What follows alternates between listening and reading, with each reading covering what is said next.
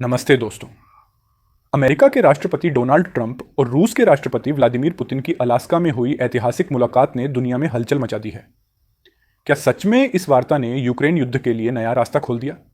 दोनों नेताओं की बातों का अन्वेषण करें और जानें कि आगे क्या हो सकता है।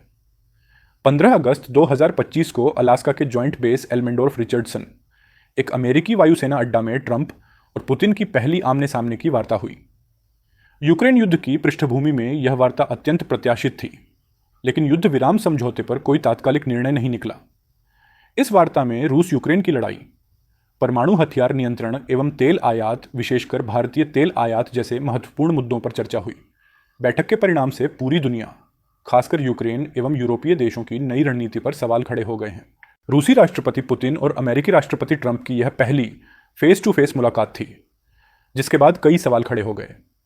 रूस ने 2022 में यूक्रेन पर बड़े पैमाने पर आक्रमण किया था। तब से पुतिन पश्चिमी देशों से कटे हुए थे।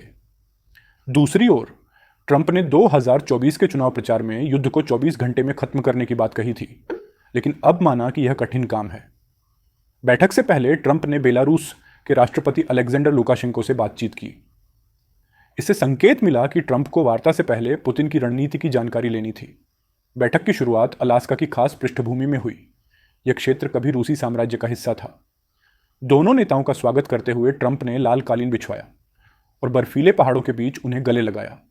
ट्रंप का उद्देश्य था कि पुतिन को वार्ता के लिए मंच पर लाया जाए, न कि तुरंत कोई समझौता किया जाए। बैठक में शामिल अधिकारियों में अमेरिका से मार्को रूबियो और रूस से विदेश मंत्री लावरोव प्रमुख थे। 15 अगस्त 2025 सुबह बैठक शुरू होने से पहले ट्रंप ने बेलारूस के राष्ट्रपति से फोन पर बातचीत की। यह अमेरिका रूस की वार्ता की तैयारी थी। 11:30 पूर्वाह्न दोनों नेता बैठक के लिए मंच पर आए। ट्रंप ने पुतिन को गर्मजोशी से गले लगाया और दोनों ने हाथ मिलाया। इस दौरान दोनों देशों के झंडे पीछे लहराते दिखे और बैकग्राउंड में पुरसुइंग पीस लिखा था। बैठक करीब 3 घंटे चली। बैठक में ट्रंप और पुतिन ने कई मुद्दों पर गहन चर्चा की। पुतिन ने बातचीत को गहन और उपयोगी बताया और कहा कि माहौल बहुत सम्मानजनक था। ट्रंप ने इसे बेहद उत्पादक बताया।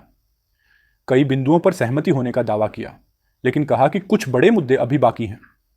उन्होंने कहा, कोई डील तब तक नहीं जब तक डील नहीं होती, और कहा कि वे नेटो सहयोगियों और जेलेंस्की को भी बैठक की जानकारी देंगे।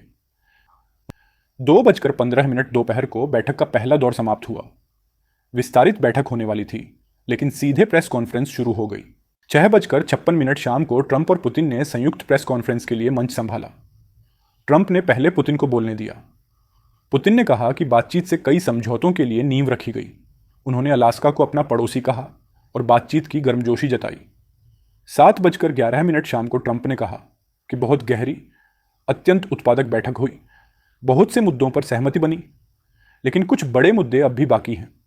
उन्होंने दोहराया, कोई डील तब तक नहीं जब तक डील नहीं होती, और प्रश्नों से इनकार किया। ट्रंप ने कहा, हमने आज बहुत अच्छी प्रगति की। 7:16 शाम को प्रेस कॉन्फ्रेंस समाप्त हुआ। ट्रंप ने पुतिन से कहा, हम जल्द ही मिलेंगे, तो पुतिन ने जवाब दिया। अगली बार मॉस्को में। दोनों नेता पत्रकारों के सवाल पूछे बिना चले गए। किसी ठोस समझौते या युद्ध विराम की घोषणा नहीं हुई। दोनों नेता इसे उत्पादक बताकर सकारात्मक दिखने की कोशिश कर रहे हैं, लेकिन कोई निश्चित समझौता सामने नहीं आया। ट्रंप ने कहा कि काफी अच्छी प्रगति हुई, लेकिन यह स्पष्ट नहीं किया कि किन मुद्दों पर सहमति बनी। बैठक में यूक्रेनी राष्ट्रपति जेलेंस्की को शामिल नहीं किया गया, जिससे यूरोपीय और यूक्रेनी पक्ष चिंतित हैं कि उनकी आवाज को अनदेखा किया जा सकता है। जेलेंस्की ने कहा था कि युद्ध खत्म करने का वक्त आ गया है और जरूरी कदम रूस को ही उठाने होंगे। अब निर्णायक जिम्मेदारी जेलेंस्की पर है कि वह समझौता करे। यूक्रेन और रूस के बीच पिछले 3 वर्षों से जारी इस जंग में 1 मिलियन से ज्यादा लोग घायल या मारे गए हैं।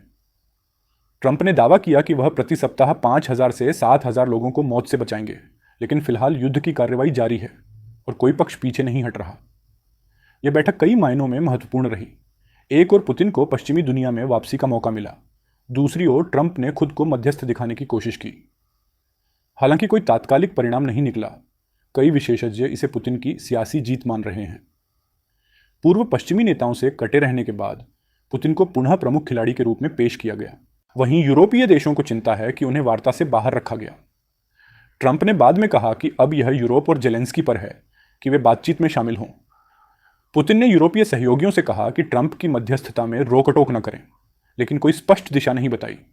इससे यह संकेत मिलता है कि यूक्रेन मुद्दे के समाधान में यूरोप के विचारों को शामिल करना अभी भी आवश्यक है। भारत के लिए बड़ा सवाल है, टैरिफ का क्या भविष्य होगा। ट्रंप ने भारत को चेतावनी दी थी कि रूस से तेल खरीदने पर 50% शुल्क लग सकता है। इस बैठक में ट्रंप ने कहा कि फिलहाल इस पर निर्णय टाल दिया गया है, शायद 2-3 हफ्ते बाद फिर देखेंगे। इसे भारत के लिए राहत की खबर माना जा रहा है, लेकिन टैरिफ की धमकी बनी हुई है। भारतीय तेल आयातकों और अर्थशास्त्रियों के लिए यह चिंता का विषय है कि अमेरिका का सख्त रुख बदले बिना नहीं माना जा रहा है। अमेरिकी टैरिफ से भारत के $40 अरब, करीब 33 लाख करोड़ रुपए निर्यात पर असर पड़ सकता है, इसलिए भारत सतर्क रहा है। अलास्का बैठक ने दिखाया कि दबाव और वार्ता दोनों की जरूरत होती है, लेकिन युद्ध को खत्म करना आसान नहीं है। अब यह देखना बाकी है कि आगे क्या होता है। क्या ट्रंप और पुतिन की ये कोशिशें वास्तव में युद्ध विराम की ओर ले जाएंगी, या फिर वैश्विक राजनीति में नए समीकरण बनेंगे? आपका क्या मानना है? अपने विचार हमें कमेंट में ज़रूर बताएं। अगर यह जानकारी आपको उपयोगी लगी तो वीडियो को लाइक करें और दूसरों के साथ शेयर करें। चैनल को सब्सक्राइब करना न भूलें। अगली वीडियो में फिर मिलेंगे एक नए विषय के साथ। धन्यवाद।